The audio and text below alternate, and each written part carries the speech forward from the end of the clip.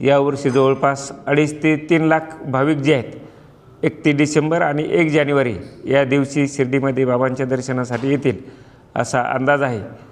त्या दृष्टीने सर्व नियोजन जे आहे ते साईबाबा संस्थांनी करण्यात आलेले आहेत। पोलीस प्रशासनाच्या वतीने सुद्धा जे आहेत भक्तांचं दर्शन सुलभ रीतीने व्हावं, कोणताही अनुचित प्रकार घडू नये म्हणून जवळपास 1,500च्या दरम्यान अतिरिक्त पोलीससुद्धा जे आहेत या ठिकाणी प्राप्त झालेले आहेत। भक्तांची राहण्याची व्यवस्था जी आहे संस्थांची स्वतःची व्यवस्था आहेत, परंतु अतिरिक्त राहण्यासाठीची सुद्धा जी आहे ती व्यवस्था करण्यात आलेली आहे। दर्शनानंतर बुंदी प्रसाद, लाडू प्रसाद, त्याचप्रमाणे प्रसादालयामध्ये भोजनाची व्यवस्था जी आहे प्रसाद घेण्यासाठीची सर्व तयारी जी आहे ती संस्थांच्या वतीने करण्यात आलेली आहे। या कालावधीमध्ये जे आहे ते वेगवेगळे बाबांच्या जीवनावर आधारित जे आहेत ते वेगवेगळी भजन त्याचप्रमाणे भक्तिगीतं जे आहेत ते सादर करण्यात येतील। वेगवेगळे कल्चरल प्रोग्रामचं आयोजन करण्यात आलेलं आहे।